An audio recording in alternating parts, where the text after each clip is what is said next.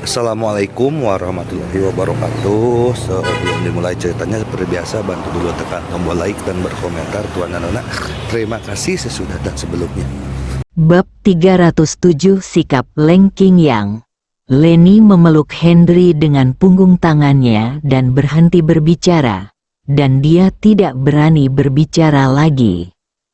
Keduanya baru saja bangun tidur, badannya sangat lelah, dan tanpa sadar mereka tertidur. Ketika mereka bangun lagi, hari sudah malam di hari kedua. Keduanya masih berpelukan. Leni dipenuhi dengan kegembiraan, tetapi Henry diliputi rasa malu, terutama ketika dia memikirkan Maryam. Dia diam-diam memperingatkan dirinya sendiri bahwa selanjutnya di hari-hari ini, semuanya harus fokus pada menghasilkan uang. Kita harus menemui Maryam sesegera mungkin untuk menyatukan kembali keluarganya dan bersatu kembali dengannya. "Apakah kamu masih akan tidur?" Leni bertanya sambil berkedip. "Ayo kita bangun. Sekarang anggota keluargamu mungkin berencana untuk memotongku dengan pisau," Henry berkata dengan nada mengejek. "Tidak masalah. Nikahi aku kembali. Sedangkan Maryam, aku akan melakukan pekerjaannya. Paling buruk, kita berdua akan..." Leni mengucapkan kata terakhir, tersipu, tapi penuh kegembiraan. Henry memikirkan betapa indahnya jika itu terjadi. Dia merasa bahagia dan sakit hati lagi. "Sebaiknya kau tidak membiarkanku menjadi emosional di masa depan. Jika tidak, aku khawatir nyawaku akan hilang kapan saja." Henry menatap wajah yang dingin dan prihatin itu dan berkata dengan lembut.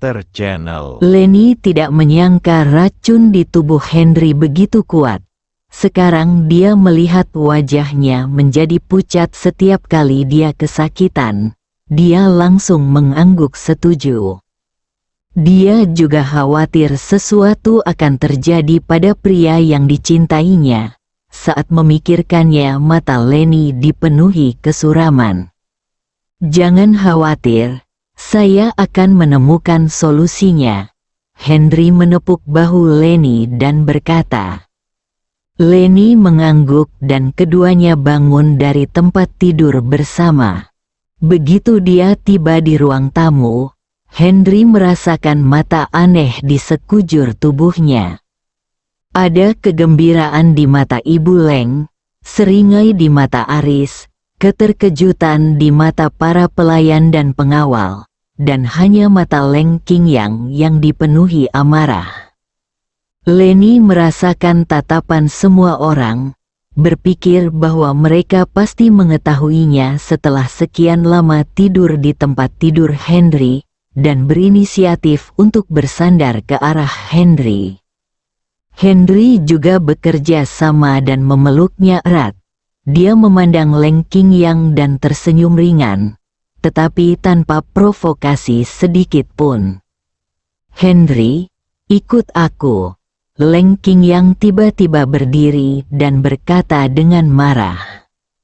Leni gugup, tangan Henry dengan lembut menepuk pinggangnya, memberinya sedikit kenyamanan, dan kemudian dengan cepat mengikuti Leng Qingyang ke ruang kerjanya.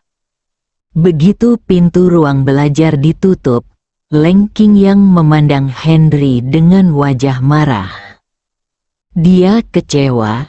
Dia membanting meja dengan keras dan berkata, "Henry, menurutmu apa yang harus kita lakukan?" "Apa yang harus kulakukan?" Henry bertanya dengan polos.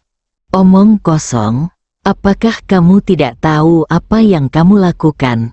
Leng Qingyang hampir mengutuk ibunya dengan marah ketika dia melihat wajah polos Henry.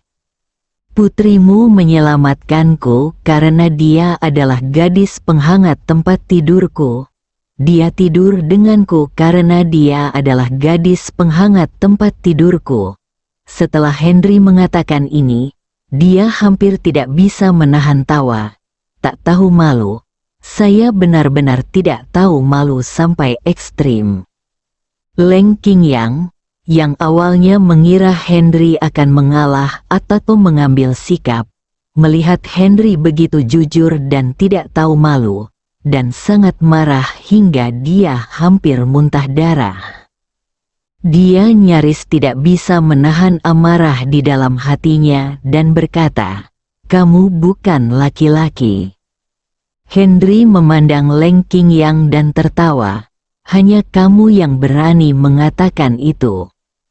"Saya khawatir hanya saya yang memenuhi syarat untuk mengatakan itu," Leng Qingyang menjawab dengan suara dingin yang sama. "Aku mengerti maksudmu. Bukannya aku tidak bertanggung jawab, tapi aku sekarang..." Senyuman sedih muncul di wajah Henry. Leng Qingyang mengerti maksud Henry. Dia mendengus dingin dan berkata, "Jika kamu tidak begitu riang pada awalnya dan menggodaku kemana-mana, bagaimana situasi ini bisa terjadi?" "Paman Leng, saya belum menemukan cara untuk menyelesaikan masalah ini. Tapi jangan khawatir, saya akan menjelaskannya kepada Leni. Dan saya berjanji untuk tidak memanfaatkannya terlalu banyak."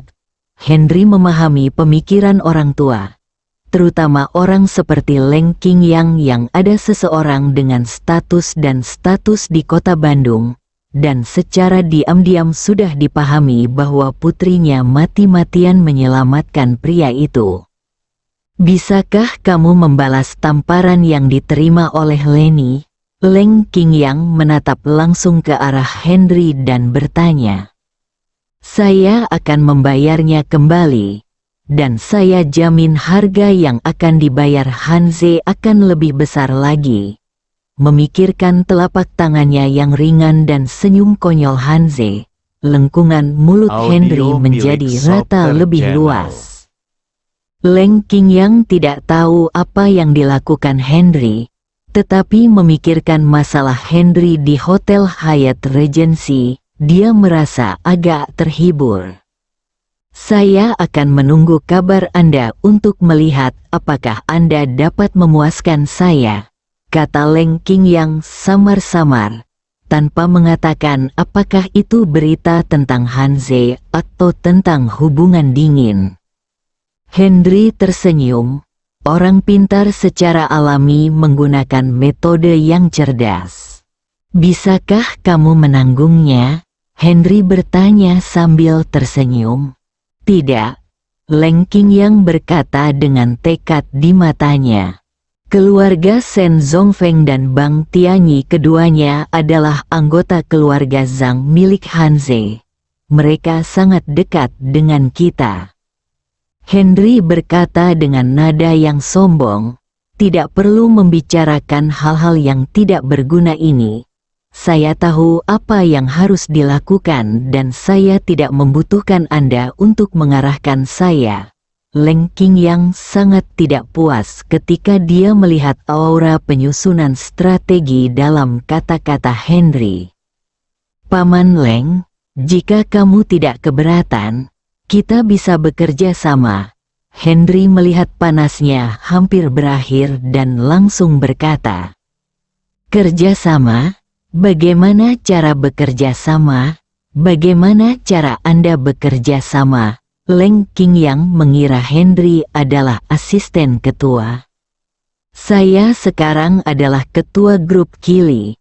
Mulai hari ini, saya akan memulai bisnis saya sendiri di kota Bandung." Henry mengungkapkan kegembiraannya. "Selamat," Leng Qingyang mengucapkan selamat, tapi ada rasa jijik di matanya. Memang benar, grup Kili kecil bukanlah apa-apa di matanya, dan dia bahkan tidak bertanya bagaimana cara mendapatkannya kembali. Hal ini membuat Henry merasa seperti sedang dipukuli. "Paman Leng, selanjutnya saya akan mulai memikirkan cara untuk menghasilkan uang. Saya mungkin memerlukan bantuan dan kerjasama Anda. Saya akan tetap berhubungan dengan Anda. Dan saya yakin ketika saya mulai, keluarga Zhang akan menjadi semakin hancur. Pada saat itu, peluang perusahaan Anda akan menjadi besar. Sekarang kami ada di sini. Kami akan berkembang lebih baik dan lebih baik lagi, kata Henry dengan percaya diri dan bangga. Apakah aku bidak caturmu?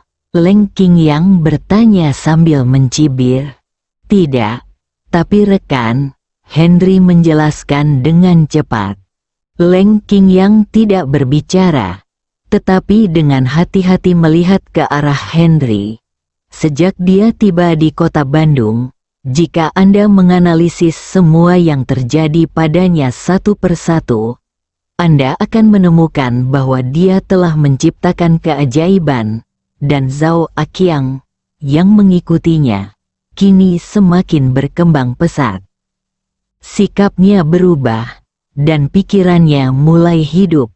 Kedua pria tersebut memulai pembicaraan rahasia dan akhirnya melakukan kesepakatan. Ketika Henry pergi, Leni setuju untuk menjabat sebagai ketua kota perhiasan Tangfeng. Bab 308 Kesombongan datang ke pintu. Meskipun Henry hanya memiliki separuh hidupnya yang tersisa saat ini, dia masih memiliki semacam kesombongan bawaan di tulangnya. Kesombongan seorang pria dan martabat seorang pria bersatu untuk mengejar satu hal, yaitu kegilaan. Bisnis Bank Tianyi masih berkembang pesat. Arena pertarungan malam gelap keluarga Shen masih dipenuhi orang-orang. Dunia tetap sama, dan bumi terus berputar tanpa siapapun. Ketika Henry berkendara ke Bank Tianyi, dia melihat berbagai penjudi berdiri di depan pintu, dengan tatapan penuh penghinaan dan penghinaan. Hidup adalah tentang hidup dulu dan kemudian hidup. Hidup adalah tentang hidup dulu dan kemudian hidup. Henry menghentikan mobilnya dan berjalan langsung menuju pintu masuk Bank Tianyi.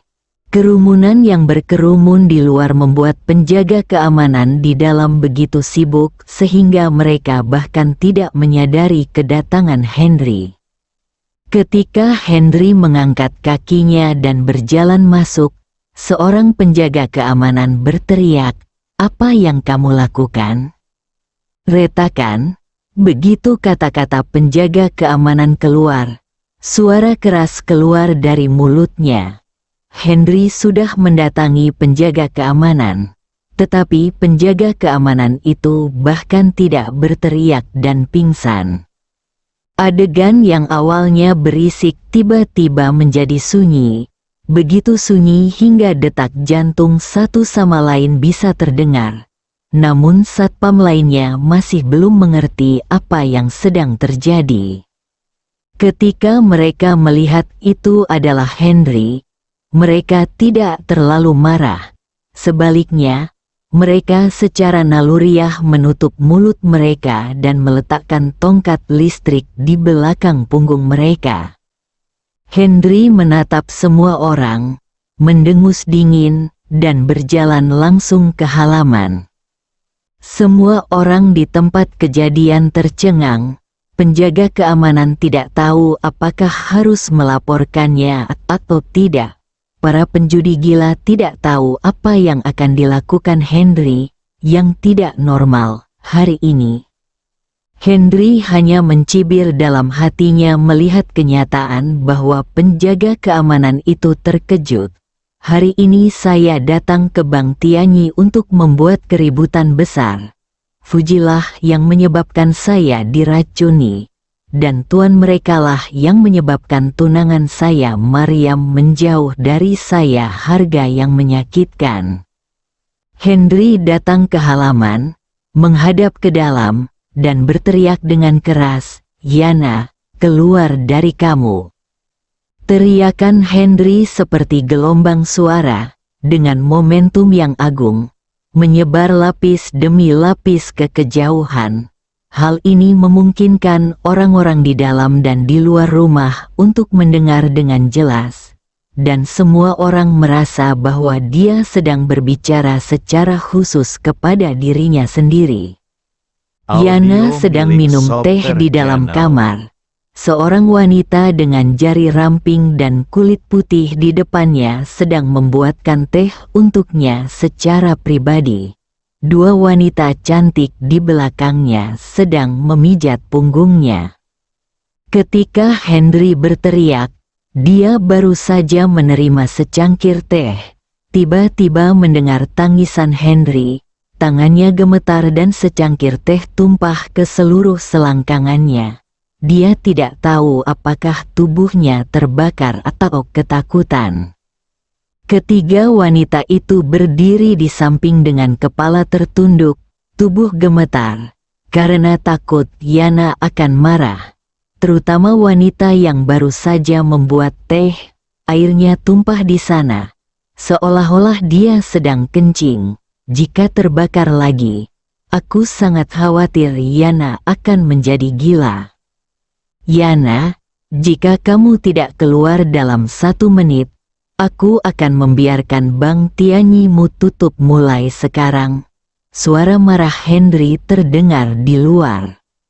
Yana sepertinya tiba-tiba terbangun dari ketakutan, dan berlari keluar dengan piyama dan sandal tanpa mempedulikan penampilannya. Ketika Henry melihat Yana, dia tersenyum, sambil menunjuk wajahnya dan berkata, Apakah kamu takut setengah mati? Satu kalimat seketika membuat penonton di luar pintu tertawa terbahak-bahak. Yana merasakan wajahnya terbakar, dan matanya menatap Henry dipenuhi dengan kemarahan yang luar biasa. Suara itu berkata dengan penuh semangat, "Henry, apa yang kamu lakukan di sini?" Henry tertawa terbahak-bahak, menunjuk ke arah Yana dan berkata, "Apakah kamu takut? Kamu bertanya padaku apa yang aku lakukan di sini?" Kesombongan Henry membuat Yana merasa tidak enak. Dia mencoba yang terbaik untuk menyeka keringat di dahinya dan menatap Henry. Auranya jelas melemah 2 poin. "Jika kamu membuat masalah di sini, aku akan memanggil polisi." Hahaha. Henry tersenyum lebih liar, yang membuat tekanan pada Yana semakin berat. "Henry, jangan terlalu sombong." Henry memandang Yana yang menjadi gila di depannya, seolah-olah sedang melihat badut. "Hubungi polisi, jika Anda benar-benar ingin menelepon polisi. Saya menelepon polisi setelah saya melukai begitu banyak orang di Hyatt Regency. Jelas Anda tidak ingin mempermasalahkan masalah ini." Henry memiliki keyakinan di dalam hatinya, dan api balas dendam di hatinya yang sudah berkobar karena amarah menjadi sangat kuat. "Yana, segera serahkan Fuji kepadaku." Henry menunjuk ke arah Yana dengan tangan kanannya dan berkata dengan keras. Ketika Yana mendengar bahwa Henry ingin menemukan Fuji, dia langsung merasa lega dan berkata pada dirinya sendiri, "Henry, kamu menyebalkan. Kamu tidak menginginkannya ketika aku memberikannya kepadamu mantra mabuk. Kamu sebenarnya datang untuk memintanya." Audio Aneh milik sekali. Softer Channel. Namun, dia tidak berani mengucapkan kata-kata seperti itu secara langsung. Dia hanya bisa memikirkannya di dalam hatinya. Yana berhasil menenangkan diri, memandang Henry dan berkata, "Henry, Fuji telah muntah darah sejak dia diracuni. Dia telah dikirim untuk perawatan. Dia tidak berada di kota Bandung sekarang. Apalagi Bang Tianyi. Kamu mungkin tidak dapat menemukannya." Setelah Yana selesai berbicara, Dia melihat ke arah Henry, ingin melihat apa reaksinya. Henry tidak mengatakan apa-apa, dan bertanya sambil mencibir, "Di mana dia sekarang?" Yana ragu-ragu sejenak lalu mengatakannya, "Pergi ke Jakarta." Henry mengangguk tetapi tidak menjawab. Yana berpikir bahwa masalahnya akhirnya selesai dan suasana hatinya menjadi lebih ringan. Penjaga keamanan dan pengawal di sebelahnya merasa sedikit lebih nyaman saat melihat Henry tidak semarah sebelumnya. Sedangkan bagi penonton yang menonton, awalnya mereka mengira bisa melihat pertunjukan yang indah. Namun kini mereka tampak kecewa saat melihat hal itu akan diselesaikan dalam satu kalimat. Henry melihat semua perubahan di matanya, dan sudut mulutnya semakin melengkung. "Kalau begitu, mari kita lakukan hal kedua." Tubuh Yana yang awalnya santai menegang. Pengawal itu tanpa sadar mengepalkan instrumen di tangannya, mengetahui bahwa dia terlalu cepat bahagia. "Yana, saya sekarang sedang mabuk. Bagaimana saya harus menyelesaikan masalah ini?" Henry bertanya dengan tenang. "Fuji yang melakukan ini," kata Yana cepat. "Apakah kamu tidak mencari Fuji? Saya akan menyampaikannya kepada Fuji dan melihat apa yang dapat Anda lakukan. Sebaiknya kau bunuh dia. Lalu kalian berdua akan menjadi bebek Mandarin yang putus asa bersama-sama. Minumlah air dan ingat sumbernya." "Apakah kamu memahami prinsip ini?" Henry bertanya sambil tersenyum. Wajah Yana membeku, tidak tahu harus berkata apa. "Anda memperkenalkan saya pada Fuji.